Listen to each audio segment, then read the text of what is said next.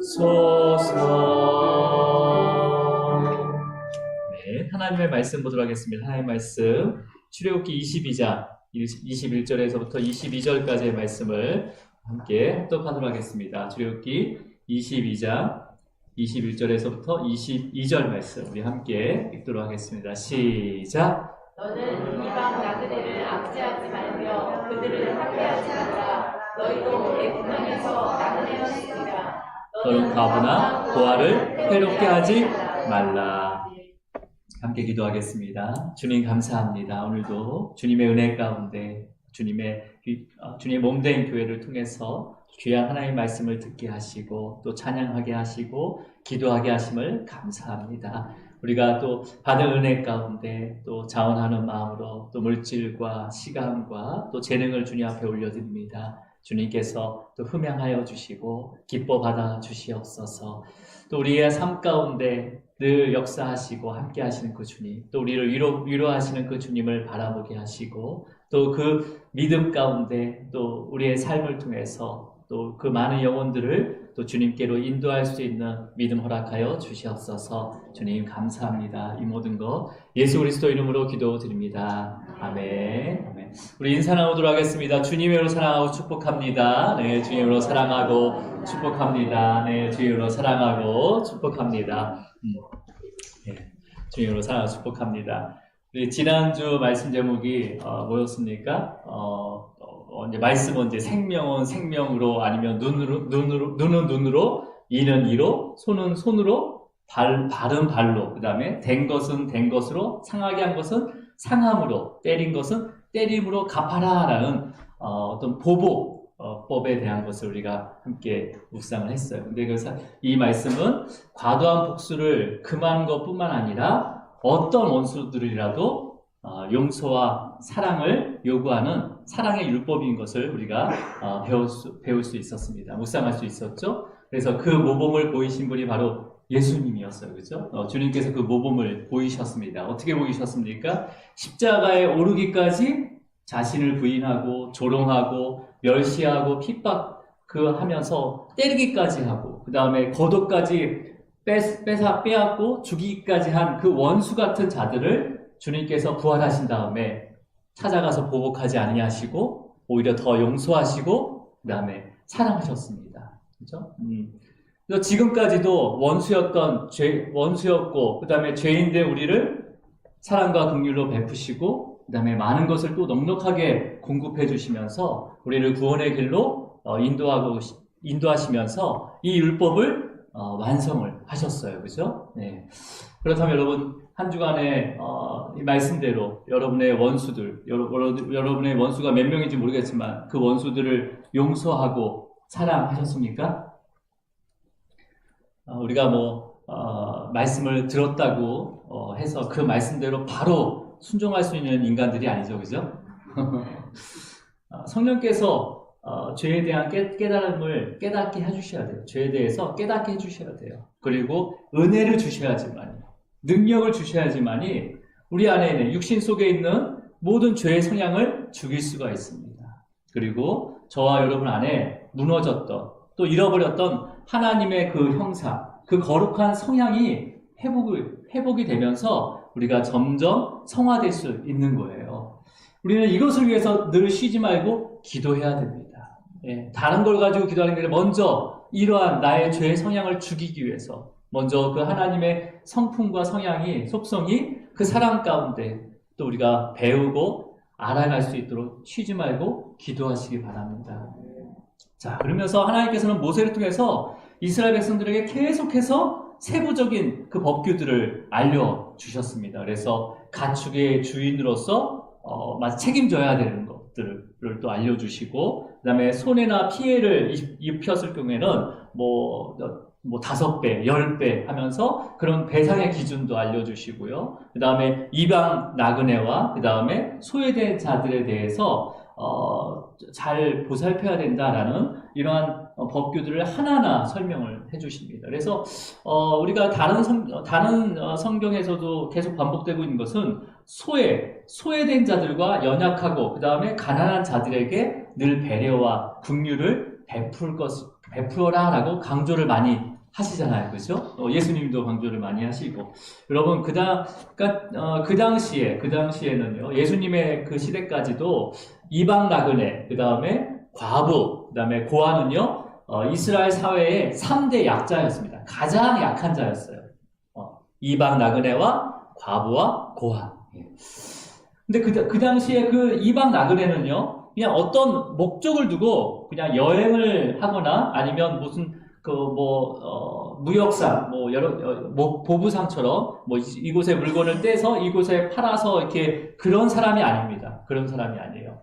이방 나그네는요, 가난한 자 중에서 가장 1순위예요. 가장 1순위예요. 왜 그러냐면 이 나그네가 되는 그 원인이 뭐였냐면 보통 자신의 동네에서 범죄를 저지르게 되잖아요. 그러면 범죄를 저지르게 됨으로 인해서 쫓겨나요. 더 이상 그 마을에 거주할 수가 없는 거예요. 쫓겨나거나 아니면 이 범죄를 저지르는데 죽을 수밖에 없는 거죠. 그 범죄의 책임을 죽음으로밖에 감당할 수 없기 때문에 야반도주를 하게 됩니다. 그래서 도망 나온 자들이 대부분 이방 나그네들이에요. 그러니까 이렇게 도망 나오니까 나그네들이 뭐 가진 것이 있겠습니까? 뭐 지금이야 캐시카드가 있으면 뭐 이렇게 인출해서 쓰겠지만 그 당시에는 그냥 크드를 입고 온 거 그냥 나오게 된단 말이에요. 그러니까 거할 처소도 없는 거죠. 그렇죠? 그 다음에 이런 동네에서만 살았기 때문에 뭐 멀리에 뭐 친척이 있고 가족이 있는 것도 아니에요. 그리고 목적지도 없습니다. 혹시라도 누군가 나를 쫓아와서 죽일까봐 목적지가 없는 거예요. 여러분 거지들은요 자기 영역이 있습니다. 그죠? 근데 나그네는요 자기 영역도 없어요. 자기 영역도 없어요. 그래서 나그네들이 어느 도시에 어느 성에 가면요 환영받지 않고 늘 떠나라고 압박을 해요. 당신이 여기 있으면 집값이 떨어집니다. 뭐 그런 거일 수도 있고 떠나라고 압박을 하는 거죠. 그리고 동네 아이들도요 그 나그네를 보면요 그 아이들이 돌을 던져요. 그 정도로 이방 나그네는 그 당시에 가장 약자였고 소외된 자였습니다. 하나님께서 이런 자들을 괴롭히거나 학대하거나 또 학대하지 말고 잘 대해주라고 명령을 하세요. 그 이유가 뭐냐면 이스라엘 백성들도 그러한 삶을 살았기 때문이에요. 자, 오늘 본문 가운데 22장 21절 우리 출애굽기 22장 21절을 한 번 더 읽겠습니다. 시작. 너는 이방 나그네를 압제하지 말며 그들을 학대하지 말라. 너희도 애굽 땅에서 나그네였습니다. 이스라엘 백성들은요 심한 기근으로 그 기근 가운데 죽음을 피해서 이 심한 기근은 죽음이에요. 그 당시에는요 죽음을 피해서 이방 나그네처럼 어디로 들어온 거예요? 애굽의 나라로 들어왔단 말이에요. 애굽으로 들어와서 애굽에서 지내는 동안 누구처럼 지낸 거예요? 과부처럼 지냈어요. 고아처럼 430년간 노예의 삶을 살았습니다. 근데 하나님께서는 이스라엘 그 백성 자손들이요 애굽에서 고된 노동으로 고통스러워하면서 탄식하면서 부르짖는 소리를 들으시고요 이스라엘 백성들을 구원하셨습니다. 그래서 교회의 주요 사역 중에 하나가 바로 구제 사역이에요. 구제 사역. 그래서 구제 사역에 여기 교회 사역에 포함된 이유가 바로 여기에 있습니다. 그래서 여러분 하지만 이 구제 사역은요 정말 중요한 거죠. 육신의 삶의 어려움을 겪고 있는 이웃과 그 다음에 지체들을 실제로 돕는 거 너무나 중요합니다. 너무나 중요해요. 그래서 우리 교회는 매년 절기헌금 중에서 맥주 감사절은 외부 아이들, 학생들을 위해서 장학금으로 보내게 됩니다. 그리고 성탄 감사 헌금은요 구제 헌금으로 다 사용되게 됩니다. 그래서 이 구제는 이제 외부의 구제도 되지만은 또 우리 교회 안에 어려운 분이 있다면 그들을 위해서 더 사용되게 됩니다. 그래서 혹시라도 그런 분이 있으면 운영위원회에 추천을 해주시면 저희가 흘러갈 수 있도록 하겠습니다. 하지만 이제 이러한 육체적인 육신의 필요를 채워주는 것은요 아주 잠시일 뿐이에요. 아주 잠시예요. 그죠? 그러니까 세상의 구제는요 그냥 복지 차원으로 끝나지만 교회는 이 구제 사역을 통해서 어떻게 해야 되는 거냐면 이 나그네와 같이 목적 없이 방황하는 영혼들이 있단 말이에요. 그죠? 신랑과 그 다음에 부모로부터 버려진 고아와 과부와 같은 영혼들이 있어요. 그 영혼들을 선한 목자이시고 진짜 신랑이신 예수님을 만나게 하고 그 다음에 그 예수 그리스도를 통해서 영원한 아버지이신 하나님을 만날 수 있도록 그 영혼을 영혼을 위해서 기도하고 섬기는 것이 바로 교회 구제 사역의 목적이 되는 거예요. 그래서 우리가 이런 것을 분명하게 우리가 확인을 해야지, 마음에 잘 정리를 해야지만이 우리가 세상과 구별될 수 있는 거예요. 자, 그래서 하나님께서는요, 이 과부와 고아를 해롭게 하는 자에게는요, 엄하게 징벌하시겠다라고 말씀하신 거예요. 그러니까 해롭게 한다는 거예요. 그들을 하나님께 인도하지 않는 거죠. 그죠? 네. 자, 우리 24절을 읽어볼게요. 24절. 어떻게 징벌하시는지 우리 24절 읽도록 하겠습니다. 시작. 나의 너가 냉렬함으로 내가 칼로 너희를 죽이리니 너희 아내는 과부가 되고 너희 자녀는 고아가 되리라. 네. 여보세요. 칼로 죽인다는 것은 심판을 의미하는 거죠. 그죠? 심판을 받는 거예요. 그리고 너희 아내는 과부가 되고, 그 다음에 너희 자녀는 고아가 된다라는 것은 일단 과부가 되는 건 남편이 없는 거예요. 그죠? 고아가 되는 건 아버지가 없는 거예요. 그러니까 하나님과의 끊어짐을 의미하는 겁니다. 하나님과의 끊어짐을 의미하는 거예요. 여러분, 또 그 뒤에 보면요. 가난한 자에게는요, 채권자처럼 이자를 받지 말라고 합니다. 그리고 또 최소한의 생존권을 보호해주기 위해서 겉옷을 저당 잡지 말아라. 하나 저당 잡더라도 해가 지기 전에 꼭 돌려줘야 된다라고 명령을 하십니다.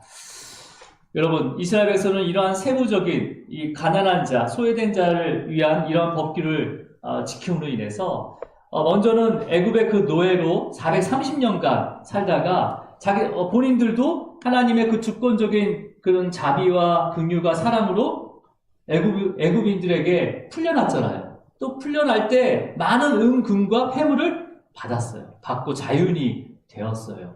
그런 것처럼 자기보다 더 연약하고 그 다음에 가난한 이웃에게 자비와 그 긍휼을 베풀므로 인해서 자비로운 그 하나님의 속성과 성품을 배우고 닮아가야 된다라는 것이 바로 이 법규의 목적이었어요. 그렇다면 여러분, 이스라엘 백성들이 이 법규들을 지키면서 하나님의 속성과 성품을 닮아갔을까요? 하나님을 알아가면서 하나님의 속성과 성품을 닮아갔을까요? 이스라엘 나라가 가장 번성할 때가 바로 다윗과 솔로몬 시대였어요. 그죠? 예, 그래서 솔로몬 이후에는 남유다와 북이스라엘로 나눠지게 됩니다. 그래서 12지파가 있는데 남유다에는 2지파가 나눠지게 돼요. 그러니까 유다 지파와 베냐민 지파가 남유다로 속하게 되고 나머지 10지파가 다 북이스라엘로 포함이 되게 됩니다. 그래서 그렇게 나눠졌지만 그 당시에도 이 북이스라엘은 굉장히 주변 국가에 대해서 굉장히 강했어요. 강한 나라였습니다. 그리고 경제적으로도 번영을 이루어지고 있었어요. 그럼에도 불구하고 하나님께서 주신 그 명령을요, 지키면서 하나님의 성품과 속성을 닮아가면서 살지 않았어요. 그래서 남유다에 있는 선지자 아모스 선지자를 하나님께서 북이스라엘로 보내면서 그 북이스라엘의 죄를 하나하나 지적하기 시작해요. 그게 바로 아모스 서에 기록이 되어 있습니다. 그래서 어떤 죄를 짓게 되는지 우리 아모스 2장 6절 말씀을 한번 우리가 찾아보도록 하겠습니다. 아모스 2장 6절 말씀. 자, 우리가 한번 읽어볼게요. 자, 이 아모스 2장 6절입니다. 함께 있습니다. 시작. 여호와께서 이와 같이 말씀하시되 이스라엘의 서너 가지 죄로 말미암아 내가 그거를 돌이키지 아니하리니 이는 그들이 은을 받고 의인을 팔며 신 한 컬레를 받고 가난한 자를 팔며. 지금 이스라엘 백성 하나님께서 아모스 선지자를 통해서 그 북이스라엘의 범죄가 서너 가지 죄로 말미암아라고 얘기했어요. 그죠? 근데 여기서는 두세 가지를 얘기하는 게 아닙니다. 이게 원어적인 의미는요, 이 셋이란 단어는요, 진짜 셋이라는 숫자부터요, 300가지의 숫자를 나타냅니다. 그러니까, 서너 가지라는 건 뭐예요? 400가지의 죄를 저질렀다는 거예요. 여러분, 율법이요, 613개예요. 거기에 400개의 범죄한 것은, 그러니까 어긴 것은요, 다 어긴 거나 마찬가지예요. 그러면서 뭐라고 되어 있습니까? 그 벌을 돌이키지도 않는데요. 그러니까 뭐예요? 죄를 지었는데, 율법상의 죄를 지었는데, 돌이키지 않았다는 것은 뭐예요? 그것을 죄라고 생각하지도 않았다는 거죠. 그러니까 죄라고 생각하지 않으니까 그 벌에 대해서 돌이키지 않는 거잖아요. 그죠? 그러면서 뭐라고 되어 있습니까? 후반절에 은을 받고 의인을 팔며라고 되어 있어요.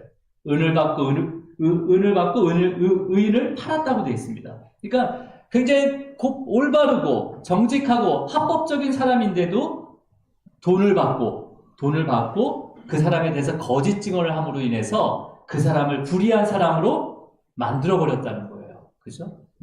그 다음에 또 신 한 컬레를 받고 가난한 자를 팔았다라는 것은 그 당시에 뭐예요? 신 한 컬레를 받고 가난한 자를 팔았다는 것은요, 뭐냐면 가난한 자가 이제 좀 여유 있는 사람한테 돈을 빌리잖아요. 돈을 빌리면 돈은 못 갚더라도 이자를 내야 되거든요. 근데 이자도 낼 수가 없는 거예요. 그러면 여러분 율법상 이자를 받으라고 했습니까? 받지 말라고 했습니까? 가난한 자에게? 네, 가난한 자에게 이자를 받지 말라고 했단 말이에요. 아니면 그 원금을 갚지 못하니까 6년 동안 종으로 데리고 있다가 그 다음에 6년이 되면 빚을 탕감해주고 풀어줘야 되는 거잖아요. 율법상으로는요. 그죠? 그러니까 종을 데리고 있으면 또 뭐예요? 종을 먹여야 되잖아요. 또 비용이 들어가잖아요. 그죠? 그리고 결국 또 6년이 지나면 빚까지 탕감을 해줘야 된단 말이에요. 율법상. 우리가 배운 율법상으로. 그러니까 신 한 컬레값. 그러니까 최소의 이익을 남기고 그 가난한 자를 종으로 다시 팔아버린 거야. 다른 사람 종으로. 이런 일이 일어나고 있었던 거예요. 북이스라엘에. 가난한 자를 그 긍휼을 베풀고 그다음에 그것을 아주 잘 대해줘야 되는데 그렇게 하지 못하고 있었다는 거죠. 또 어떤 일이 일어났는지 우리 2장 7절 말씀, 아모스 7절 말씀 2장 또 함께 읽겠습니다. 시작. 힘없는 자의 머리를 티끌먼지 속에 발을 밟고 연약한 자의 길을 굳게 하며 아버지와 아들이 한 젊은 여인에게 다녀서 내 거룩한 이름을 더럽히며. 이 한 절에 또 세 가지의 죄가 있습니다. 첫 번째, 힘없는 자의 머리를 티끌먼지 속에 발을 밟고라고 되어 있어요. 그죠? 이건 뭐냐면 힘없고 가난한 자들의 아주 그 티끌 같은 문제를 가지고 아주 그 사람을 비참하게 만들어버린다는 거예요. 비참한 자리에 논다는 거예요. 이건 뭐냐면 지금도 그렇잖아요. 권력과 재력이 있으면 국가에 큰 피해를 입히더라도 그 권력과 그 다음에 그 재산을 이용해서 낮은 형량을 받거나 아니면 무죄를 받기도 합니다. 근데 권력이 없는 자, 가난한 자는요, 생활고로 인해서 경범죄를 범했는데도 불구하고 상대적으로 무거운 형벌을 받게 되는 거죠. 이게 바로 뭐라고 합니까? 우리가 유전무죄, 무전유죄라고 하잖아요. 이런 일들이 그 당시부터 계속 있었던 거예요. 자, 그러면서 연약한 자의 길을 굳게 한다고 돼 있어요. 이건 뭐냐면 가진 자들만 좋은 지위와 권력을 취하고 있다는 거예요. 그리고 가난하고 힘없는 자들은요, 아예 좋은 지위와 권력을 취하지 못하도록 아예 막아버리는 거죠. 어렵게 만드는 거죠. 그러니까 사다리를 치워버리는 거예요. 그게 북이스라엘도 있었던 거예요. 지금 이런 일들이요. 그다음에 아버지와 아들이 한 젊은 여인에게 다녀서라는 거예요.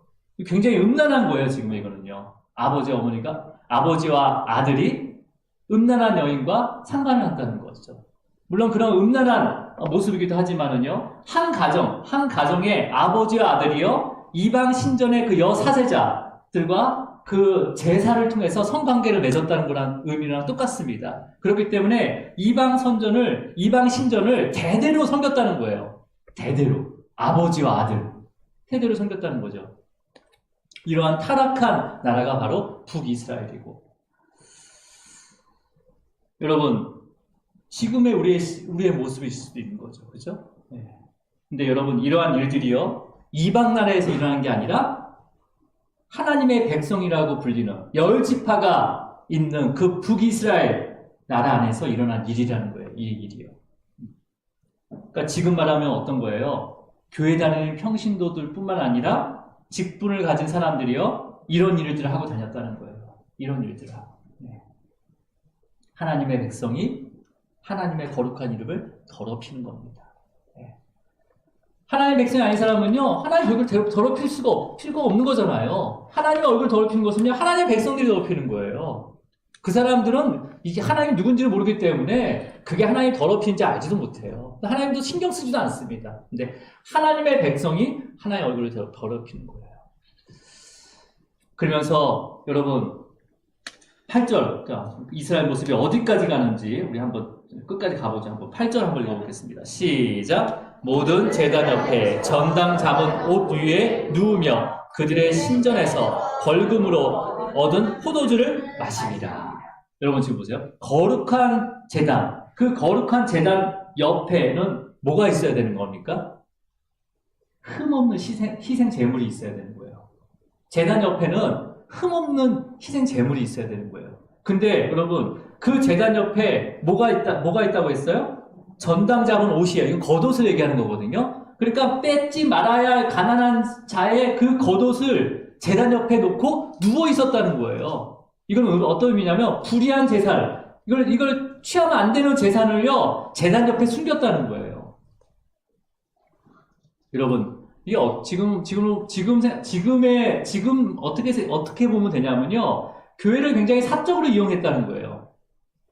사적으로 이용하면서 교회가 오히려 불법을 저지르고 아니면 교회가 그 불법을 눈 감아주고 있다는 거예요. 제단 옆에 그 겉옷을, 전당 잡은 겉옷을 누웠다라는 것은 바로 그 모습이라는 거죠. 그러니까 완전히 교회 타락한 모습을 보여주는 거죠. 그리고 신전에서 벌금으로 얻은 포도주를 마시고 있대요. 여러분, 신전에서는 절대로 하나님의 성전에서는요, 포도주를 마실 수가 없습니다. 이 포도주는요, 전제로 사용되는 거예요. 전제로 사용되는데, 재물 위에 뿌려진다는 거예요, 이 포도주가. 이 뿌려지면서 뭐가 고백이 되냐면, 자발적인 헌신과 그 다음에 봉사를 고백하는데 사용되는 게 바로 이 포도주란 말이에요, 포도주. 먹기 위해서, 성전에서는요, 신전 안에서는 포도주를 먹을 수가 없는 거예요. 근데 포도주를 마셨다는 것은 뭐예요? 더 이상 자발적인 헌신과 봉사가 없다는 거예요. 그 고백이 없다는 거죠. 여러분, 포도주를 또 벌금으로 얻었다는 것은 뭐냐면요, 은혜를 받고, 그 다음에 감사함으로, 자원하는 마음으로 포도주가 드려져야 되는데, 말도 안 되는 이유로 강제로 그 포도주를 받아서 왔다는 거예요. 여러분, 지금 교회 모습에서는요, 어떤 모습입니까? 교회가 성도들에게 기복적인 믿음으로 헌신과 헌금을 강요할 때가 있단 말이에요. 아니면요, 어떤 일을 하기 위해서, n분의 1 합시다 하면서 다 빨고 뭐야 해가지고, 그런 걸 가지고 또 일을 하면서는 안 된다는 거예요. 교회 안에서는요, n분의 1 없습니다. 자원한 마음으로 하셔야 되는 거예요. 자원한 마음으로. 그래서 자원이 안 난다 그러면 그냥 기도해야 되는 거야, 그걸 위해서. 뭐라고 하면 안 되는 거야. n분의 1 분명히 하자고 했는데. 요런 어플도 있잖아, n분의 1 일단. 이게 아닌다는 거야. 자원하는 마음으로 해야 되는 거야. 교회의 모든 공동체, 크고 작은 공동체예요. 어떤 일을 할 때 자원하는 마음으로 하십시오. 절대 n분의 1 하지 마세요. n분의 1. 세상이 하는 거예요, 세상이. 사람마다 틀리잖아요. 은혜 받는 게 틀리잖아요.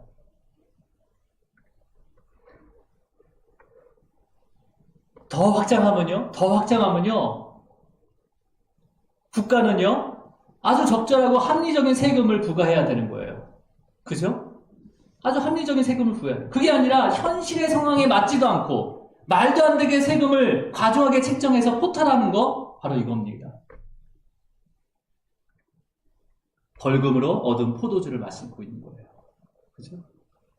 세금에 또 세금을 붙이고, 이거는 있을 수 없는 일이죠. 네.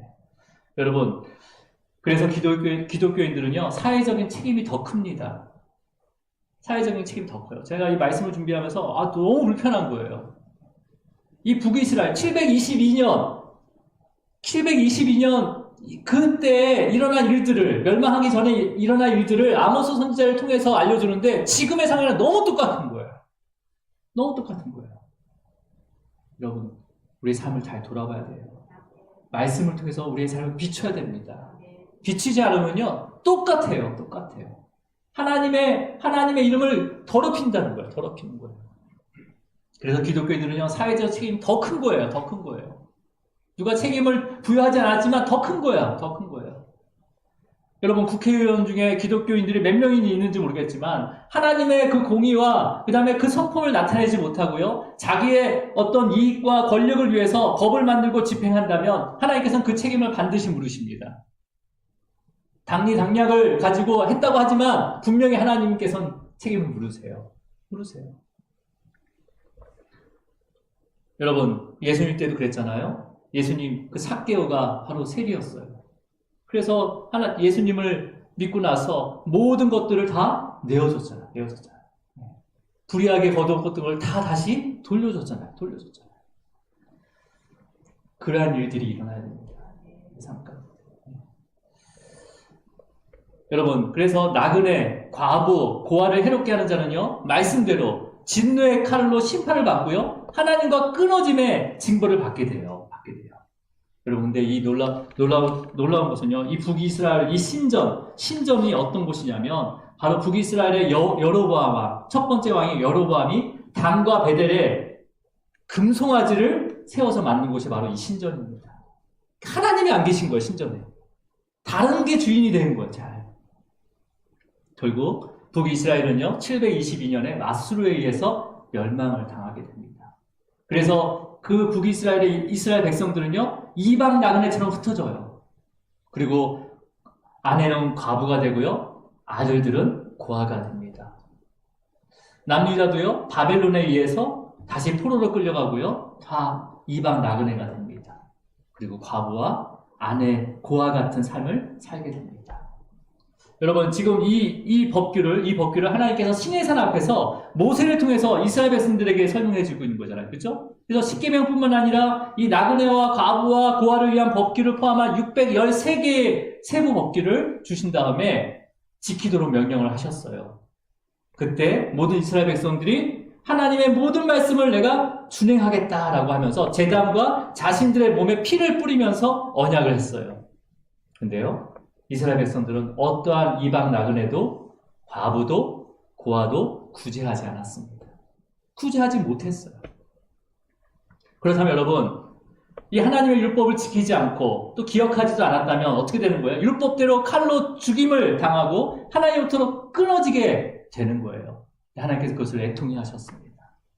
하나님께서 그것을 애통하게 여기시고 이사야 선지자를 통해서 다시 이렇게 말씀하셨어요. 이사야서 40장 1절 말씀이에요. 우리 함께 읽도록 하겠습니다. 시작. 너희 하나님이 이르시되 너희는 위로하라. 내 백성을 위로하라 라고 되어 있어요. 여러분, 이사야 선지자가 얘기한 내 백성, 하나님의 백성을 위로하라 라고 했습니다. 그럼 하나님의 백성이 누굽니까? 하나님의 백성이 누구예요? 세상에서 갈 바를 몰라 방황하는 나그네들이었어요. 하나님의 백성이. 그리고 남편으로부터 이유 없이 버림받았던 과부들이 바로 하나님의 백성이었습니다. 그리고 어느 누구도 보호하지 않고 키우려고 하지도 않았던 고아들이 바로 위로받을 하나님의 백성들이었어요. 이사야에게 선포하는 거였죠. 그렇죠? 그리고 이스라엘, 이들이 바로 저와 여러분이었잖아요. 우리가 나그네 같은 삶 살지 않았어요? 과부와 같은 삶을 살지 않았습니까? 고아 같은 삶을 살지 않았어요? 하나님께서는 우리를 위로하십니다. 위로하세요. 그래서 하나님께서 택하신 그 자녀들을요, 절대로 이방 나그네와 과부와 고아처럼 내버려 두지 않습니다. 내버려 두지 않아요. 여러분, 이제 말씀을 정리하겠습니다. 하나님의 그 백성들을 위로할 자가 이 땅에 아무도 없었어요. 그렇죠? 아무도 없었기 때문에 하나님께서는 하나님의 독생자인 예수 그리스도를 이 땅에 보내신 겁니다. 네. 그래서 예수님께서 공생애를 시작하면서 나사렛 회당, 자기를 배척하는 그 나사렛 회당에서요, 하나님께서 이사야 선지자에게 말씀하신 내 백성을 위로하라라는 이 말씀에 그 위로할 대상을 이사야 61장을 인용해서 선포하게 됩니다. 그래서 주님께서 이 땅에 오신 이유를 또 선포하세요. 이유 알려주세요. 우리 누가복음 4장 18절과 19절 말씀이에요. 자, 우리 함께 있습니다. 시작. 주의 성령이 내게 임하셨으니 이는 가난한 자에게 복음을 전하게 하시려고 내게 기름을 부으시고 나를 보내사 포로된 자에게 자유를, 눈먼 자에게 다시 보게 함을 전파하며 눌린 자를 자유롭게 하고 19절입니다. 주의 은혜의 해를 전파하게 하려 하심이라 하였더라. 특별히 이 말씀은요, 저희가 주자랑교회를 개척의 마음을 주셨을 때 주신 말씀입니다. 그래서 2016년 5월 15일에 저희 가정에서 저희 사모와 아이들과 함께 처음 개척 예배를 드렸어요. 그리고 6개월 후에 이곳을 하나님께서 허락해 주셨습니다. 그래서 12월 3일 날 설립 예배로 드려진 거예요. 그래서 저희 교회가 만으로는 4년이 넘었습니다. 근데 설립 일자로 따지면 이제 만 4년째가 되는 거예요. 그래서 다음 주에 우리가 함께 그 은혜를 또 올려드리면서 하나님의 영광을 드러내기를 바랍니다. 여러분, 이게 주님이 이것 때문에 오신 거예요. 우리를 위로하기 위해서 온가? 이 세상에는 어떤 인간도 위로할 수 없었어요. 하나님의 백성들을요. 그래서 주님께서 직접 오신 겁니다. 직접 오신 거예요. 그래서 저와 여러분은요, 더 이상 나그네가 아닌 거예요. 여러분, 나그네입니까? 이제 나그네가 아닌 거예요. 나그네. 주님이 오셨기 때문에, 우리를 위로하기 위해서 오셨기 때문에 우리는 더 이상 나그네가 아닌 거죠. 선한 목자 되신 주님께서 가난하고 포로된 나그네와 같은 우리와 함께 하신단 말이에요. 함께 하시면서 우리를 지키시고 보호하시면서요, 하늘의 본향으로 인도하십니다. 하늘의 본향으로 인도하세요. 저와 여러분은 더 이상 과부가 아닙니다. 과부가 아니에요. 지금까지 과부라 살았더라도 이제는 과부가 아니에요. 왜? 주님이 오셨기 때문에. 이제는요, 참 신랑 되신 주님께서요, 눈이 멀어서 진짜 신랑이 누구인지도 보지 못하고 진짜 신랑을 찾지도 못했어요. 그런 과부 같은 우리의 눈을 뜨게 하셨습니다. 그리고 죄로 더러워진 우리를 거룩한 신부라고 불러주셨어요. 그리고 다시 오셔서 아버지와 함께 준비한 그 영원한 거처에서 영원히 함께 하신다고 우리에게 약속해 주셨습니다. 그래서 우리는 더 이상 과부가 아니에요. 과부가 아니에요. 그러면 저와 여러분 고아예요? 고아가 아니에요? 이제 고아가 아니에요. 고아가 아니에요. 왜요? 영원한 아버지가 우리를 항상 기다리고 계세요. 항상 기다리고 계세요. 우리의 모습이 그 돼지의 배설물로 더러워지고 아니면 그 모습이 형편이 없어도요, 우리 아버지께서 나를 안으시고 의의 옷을 입히십니다. 그리고 잔치를 여시고 영원한 상속자로 우리를 삼아주셨어요. 그래서 우리는 더 이상 고아가 아니에요. 고아가 아니에요. 여러분, 그렇다면 우리는 다른 곳에서 아니면 다른 사람에서 위로를 받을 필요가 없는 거예요. 그죠? 오직 위로자이신 예수 그리스도 안에 있으면 되는 거예요. 안에 있으면 되는 거예요. 여러분, 우리 주님께서는요, 이 땅에 위로자로 오셨습니다. 위로자로 오셨어요. 그래서 모든 영혼의 나그네들과 영혼의 과부들과 영혼의 고아를 위로해 주셨습니다. 위로해 주셨어요. 그러면요, 주님께서 먼저 위로를 받게 한 저와 여러분을 통해서 그 은혜의 해를 전파하시길 바라고 계십니다. 네. 주님께서 우리를 위로해 주셨듯이 우리는요, 주님의 그 영이신 성령님의 도우심으로 저와 여러분이 위로할 그 하나님의 백성인 이방 나그네와 과부와 고아들을 주님의 이름으로 위로하기를 바라고 계십니다. 바라고 계세요.